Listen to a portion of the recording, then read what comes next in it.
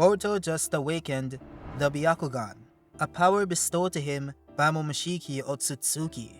The being that once made his life miserable has now given him full reign over his abilities. Kawaki has also reached the pinnacle of Ishiki's essence, decimating the pest that is Mamushi. It seems as if victory is now a given, but Koji's silence says otherwise. Something bad is about to happen. Koji knows it, and it doesn't seem as if they can stop it. So there's a lot to discuss when it comes to chapter 29, and that is why we're just going to get right into it. So the person on the cover is Boruto himself, and the title is Pest Control. There's also some text on the cover as well, which they tend to not show on the English release for some weird reason, but it says charge into battle, become superhuman. Now the side text says a negotiation has been proposed. Will Momoshiki lend him his power? We then open to a convo between Boruto and Momoshiki. Momoshiki says, "You'll give me your body?" Boruto then says, "That is right, but only if you defeat Jura. There is no takebacks. Even if I don't say it, you understand, right, how serious I am?" Momoshiki then looks away and says, "It is rather annoying, but our thoughts are linked after all. We can see through everything. No lies or withholdings can be kept. It seems like you are telling the truth." Boruto then says, "You have no hope for the future. You just want to kill me already and disappear from this world. I can get behind that. But if I set you free, it is a different story. No? The humanoid Shinju are a threat to both of us. Am I wrong?" Momoshiki then says, "Very well, you've convinced me. But after I've rid the world of the Shinju, Kawaki will come and kill me. Is that it?" Boruto then looks at Momoshiki but doesn't respond, and Momoshiki laughs and says, "I won't let that happen, you conniving bastard. Once I'm free, I'll finish Kawaki first." Boruto then hardens his stare and says, "Make yourself clear. Do we have a deal? Will you work with me or not?" Momoshiki then triggers Boruto's karma seal and says, "I don't even need to consider.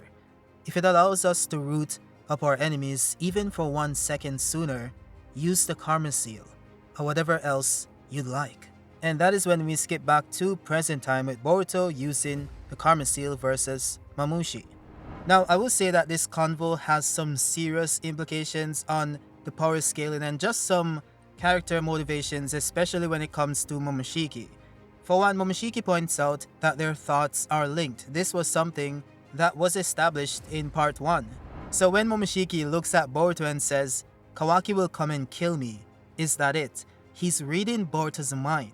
That is what Boruto himself is likely thinking, and the prior statement or reminder of their mind situation was meant to explain why Momoshiki would know this.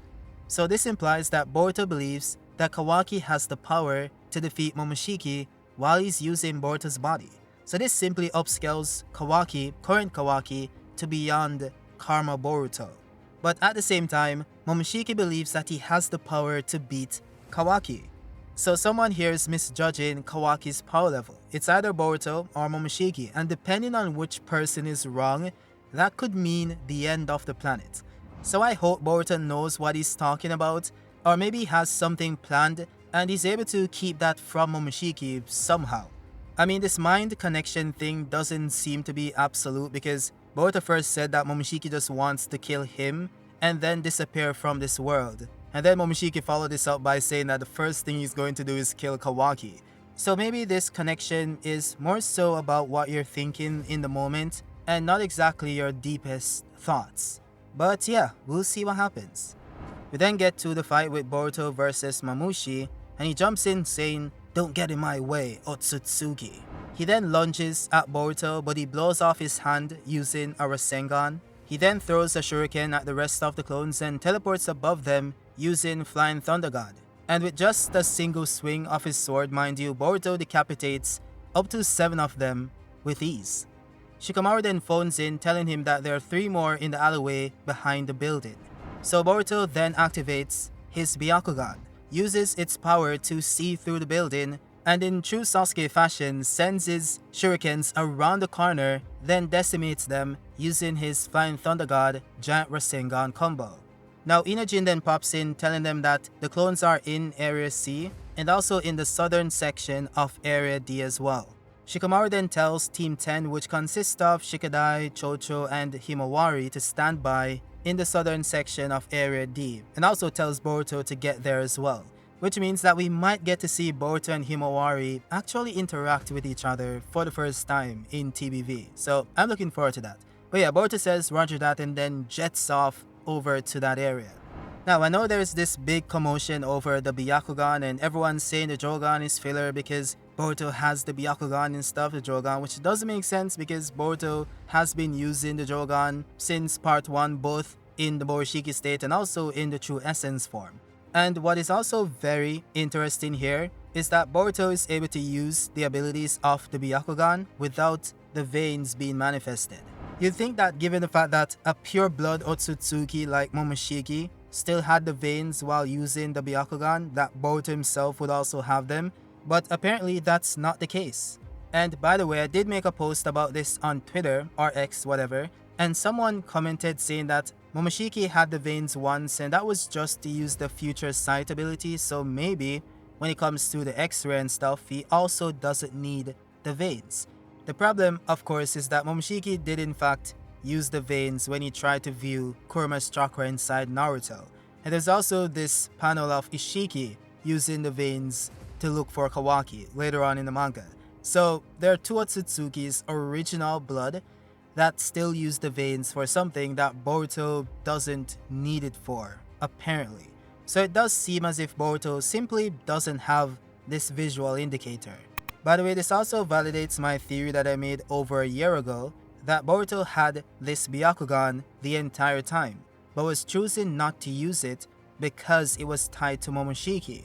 And of course, because he wants to suppress Momoshiki, which is why he didn't use the Karma Seal. That is the same reason why he kept his eye closed. This could also mean that his left hand does have a Renegon which is hidden by his glove, and we might get to see Boruto absorbing something with the Karma Seal, then amplifying it using the left Renegon.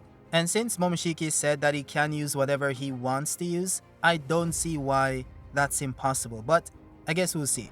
Now we then switch over to section C, and Mamushi begins to notice that his clones are pretty much getting destroyed and figures that it's Boruto's doing.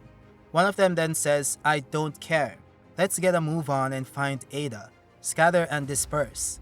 But before they could, scatter and disperse, Kawaki then pulls up and starts to impale them. He then floats above them, aura farming as per usual, saying Kawaki is here. The Mamushi extermination in Area C will now commence. The clones then take off flying towards him, which Kawaki takes note of because of course we didn't know that they can fly, so that's surprising. But it's not really a problem for Kawaki because he goes on to easily one-shot them, and when I say one-shot, I legit mean one-shot. Just a simple punch to the head and their heads explode. He then starts to fully tap into that Jougan experience, and starts to impale them in the eyes pretty often. He then pulls out a rod and then begins the aura farm again for no reason. As I said in the spoiler, it's just a rod, but okay. And he goes on to do something pretty cool because he touches them once, like he flies through multiple Mamushis and touches them once with the rod, and then all of them explode. So it looks like it's something similar to what he did versus Jura, but because they're that much weaker than Jura, their entire body just turns to nothingness. The clones in a different section then says, "Hey, we got taken out again. What's happening here?" It doesn't seem like they're reading our moves. The next one then says it doesn't matter. If there's not enough, we'll just make more. Spread them out a bit too. Let's expose that load of rubbernecks, which is the first time I've heard that word, so I have no idea what it means. But that is what he said. Also, it does seem like he has some plan because he tells the clone to round them up in your line of sight, as many as you can.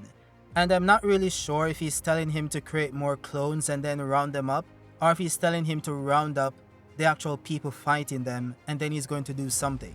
So I guess we'll see. Now we then skip over to Mitsuki's interrogation, and Kobu tells him this is about the sealing cuffs that held Boruto. Subsequent investigations have confirmed that there were no malfunctions or abnormalities. There is no chance that they fell off naturally. due to the impact of your attack. In other words, Mitsuki. No matter how you look at it, the logical conclusion is that you intentionally freed him. The problem comes down to the 4-digit code. Without any jurisdiction, how did you obtain it? Oh, by the way, Konohamaru is still here. He's outside the room listening to the conversation. So he starts to think to himself, saying there are 3 people who knew the code. Himself, Ibiki, and Shikamaru. So of course, if Mitsuki is found guilty, then it's only a matter of time before they find out that Shikamaru is guilty. He then tells the guard, who by the way is the Great One Nishi, so he's back in the manga, but he tells him that he has something that he forgot to tell Lord Kobu.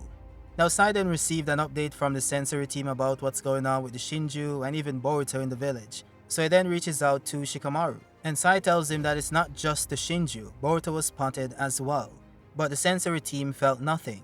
He then tells him that the police force was dispatched, and Shikamaru then says, understood, report as needed. He also tells him that he needs him to release Mitsuki because the village is under attack currently, but he goes on to tell him that they're still in the midst of talking and Lord Kobu won't stay quiet about this, and I'm so confused. I'm like, bro, the village is under attack. What do you mean they're still talking? Can this not be rescheduled? Isn't there something more important happening? So Shikamaru then tells him it's an emergency, and that's where the convo ends. Now then switch over to Mamushi pretty much going through the village looking for Ada, and Inojin points out that there's over 50 of them now. Shikamaru then tells Boruto, change of plans. They're spreading out all over the southern section of Part D. Attack them from a southern direction and rendezvous with Team 10. We then skip back to Mitsuki's interrogation, and Kobu says, answer me Mitsuki. Why did you know the 4-digit code? Now that is when Konohamaru barges into the room and goes on to say, there's something I neglected to tell you earlier. It's quite difficult for me to say this, but about the code, it seems as though I forgot to set it. I am at fault. And Kobu's reaction is so funny. He's like, what? Konohamaru then goes on to say that Boruto's cuffs were never locked in the first place. The release code was never set. It wouldn't have been strange for them to come undone with that attack. He then mind radios to Mitsuki saying that he knows he was the one who let Boruto go, and also that Lord 8 was the one who gave him the code. He then says if the truth was made public, at worst, he would likely be dismissed from his Hokage position. We can't let that happen, not now. Konoha needs him. Now Lord Kobu then chuckles and says, well, you're quite the liar, aren't you? Who are you covering for? Konohamaru then says, what do you mean? I'm not covering for anyone. Lord Kobu then says, very well, say no more. Bring me the Hokage. It's his turn now. So yeah, Konohamaru's plan just backfired greatly. Now I'm not sure how he knows that he's lying. Maybe they did some checks and did confirm that there was a code on it, and maybe they have the technology to deduce that, and Konohamaru just simply didn't know. Or maybe Kobu doesn't know that for sure, and he's just going off the fact that he knows they're lying, which is true. But yeah, we then switch back to Mamushi and his clones, and he's going through the village again, trying to find Ada, which he notes she isn't here, so let's get a move on. And that is when Himawari appears out of nowhere and just kicks one of them away. And by the way, she's using the same Nine-Tail state that she used in the battle versus Jura. The rest of them then try to attack her, but she's able to dodge them pretty easily by doing a backflip, which has some, I will say, power scaling implications, but we're not gonna get into that today. Now Shikadai then pops up using this Shadow Netcasting Paralysis Jutsu, and he's able to hold 4 of them and pull them to the ground, which is then followed by Chocho slamming them using her Body Augmentation Jutsu. Inojin then smiles and says, alright, let's go. This will be a piece of cake, and starts to laugh. But then we have this panel of Koji just sitting there, in silence, not saying anything. And that's where the chapter ends. Now this, of course, is very sus, and even the side text says, despite everyone's hard work to reduce Mamushi's numbers, Kashin Koji seems displeased. This to me implies that something bad is about to happen, or maybe that something bad can happen. So we aren't past the point where that future could play out, and it might even be the case that this future is more likely.